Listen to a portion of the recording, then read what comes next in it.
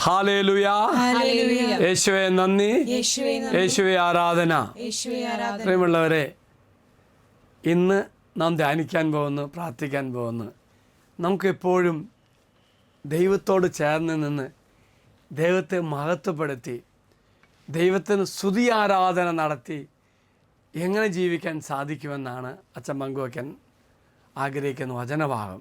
ഹെബ്രായ ലേഖനം 13-ാം അധ്യായം 15-ാം വാക്യം വചനപ്രകാരമാണ്: അവനിലൂടെ നമുക്ക് എല്ലായ്പ്പോഴും ദൈവത്തിന് സ്തുതിയുടെ ബലി, അവന് നാമത്തെ ഏറ്റുപറയുന്ന അധരങ്ങളുടെ ഫലങ്ങൾ അർപ്പിക്കാം.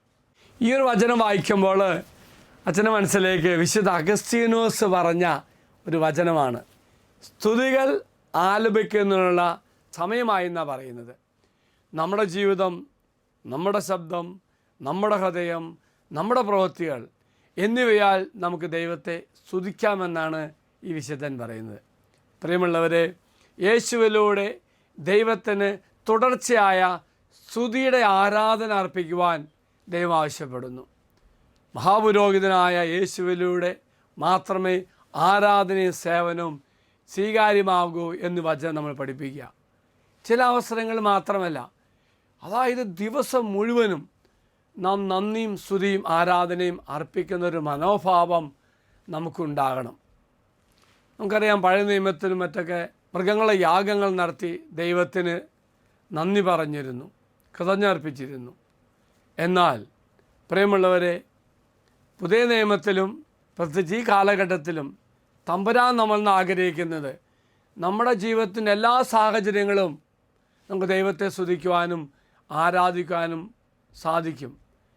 ദൈവം നമ്മെ അനുഗ്രഹിച്ചിരിക്കുമ്പോഴും ദൈവം നമ്മെന്ന് അകലെയാണെന്ന് നമുക്ക് തോന്നുമ്പോഴും, അതായത് ദൈവം എന്നോട് കൂടെയില്ല, ഞാൻ ദൈവത്തിന് അകലെയാണ് എന്നൊക്കെ തോന്നുമ്പോഴും, ഏത് സാഹചര്യമാണെങ്കിലും നമുക്ക് ദൈവത്തെ സ്തുതിക്കാനും ആരാധിക്കാനും സാധിക്കുമ്പോൾ വലിയ ശക്തിയായി മാറും. ഒരു കാര്യം മാത്രമാണ് ഇവിടെ കാച്ചുകുറുക്കി പറയുകയാണെങ്കിൽ, എപ്പോഴും ഏത് സാഹചര്യത്തിലാണെങ്കിലും പിതാവായ ദൈവത്തെ മഹത്വപ്പെടുത്തുവാൻ പുത്രനോട് നമുക്ക് സാധിക്കട്ടെ എന്നാണ് ഇവിടെ ഈശോ ആഗ്രഹിക്കുന്നത്. എങ്കിൽ പ്രിയമുള്ളവരെ, നമുക്ക് പ്രാർത്ഥിക്കാം. സ്വർഗസ്ഥനായ പിതാവേ, എൻ്റെ ഹൃദയത്തിൽ നിരന്തരം സ്തുതികൾ അർപ്പിക്കുവാൻ എന്നെ സഹായിക്കണമേ.